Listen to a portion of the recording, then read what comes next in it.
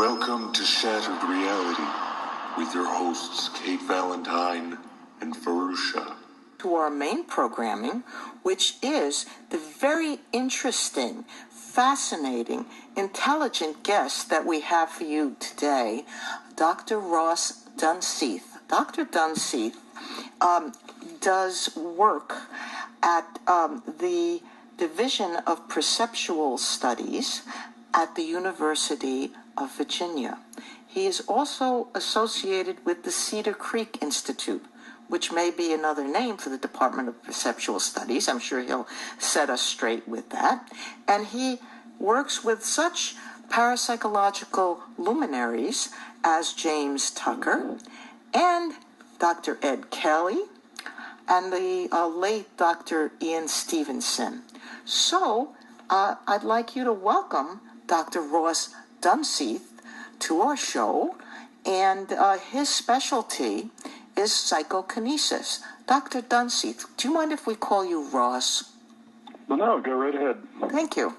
So I do EEGs and MRIs, and I was wondering, since you do have some of the subjects that do this, have you seen anything that would take the so-called paranormal into the normal range? I mean, have you any evidence of changes in brain waves or anything of that nature? Well, of course, that's what we're after. Mm-hmm. And I've got a bunch of preliminary data. We just came off of a 1.5-year pilot study. And there's two tasks that we have to make happen for these kinds of studies. One of them is we have to be able to reliably detect quote-unquote PK and do it electronically so we can merge that data in simultaneously with the physiology, the EEG data. So we end up having to run these things in controlled trials. They're timed. You have to do several of them. Like my standard protocol right now is 48 trials, 48 seconds each, alternating between rest and PK. And as you can see, that's a difficult task to get somebody to turn PK on and off like that. Oh, yeah. And also in the process of doing that, we accumulate mountains of data. So, and it took a while as well to get all these various protocols programmed and all the hardware and everything running synchronized and whatnot. So my pilot study that I just finished, I've got significant results. And out of those significant results in terms of getting PK hits, I was running EEGs on, I would say, 2 really good prospects for seeing something. But what I can say preliminarily is that in one case, the person has a really odd, EEG. It's a very odd activation in the PK mode versus his rest mode. And it's like changing in frequency. The spectral peak frequency is shifting as you go along his head. So mapping across spatially, across the brain, there's a different frequency. From a certain part of the brain is a different frequency? Yeah. And then also there's some weird anti-symmetry. So one side is set up in one way, and the other side is sort of the opposite of it. In other words, like one side of the head, the electrodes have a spectral peak at a certain frequency, and the other side, it's a deep dip. Like that frequency is like gone; it's missing. So, oh my goodness! Yeah, this is all very preliminary. Does this have to do with the dominance of the right or left hemisphere, or am I listening wrong? Am I hearing wrong? I'm not getting it. At this point, I couldn't tell you. Okay. I don't know if it's showing dominance or not. And then one other question about this, in a very broad sense. I know you're measuring, everything to a very fine degree, but in a very broad sense, is the person this particular person in an alpha state when they're moving things, or are they in a beta, or is there any like a broader place that you can say that generally it happens in alpha, for instance, or it happens in delta?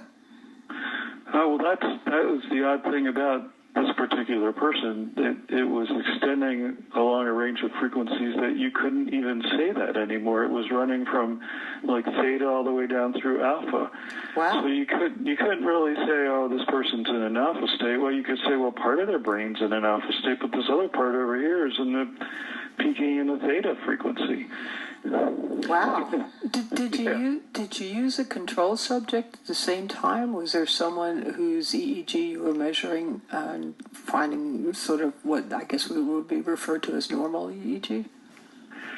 No, that's they do that. It's called a standard EEG or whatever, based on a person's age and sex and whatnot. There's kind of what you would expect to see in a standard EEG, and well, eventually we'll trundle that out and compare. But I can already say this person doesn't have a standard looking EEG. Like you see, it sounds like nothing like it, actually.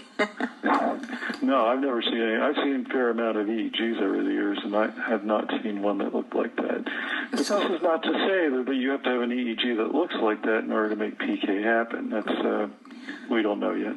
But if you had been in a lab doing EEGs, say for medical research or something, and you suddenly saw this one, you go, "Well, wait a minute, this does not look normal." Is that the case? If I saw something that looked like that, yeah, I would be Interesting. checking out the equipment, right? But this is just one subject, so ostensibly other subjects have provided other data.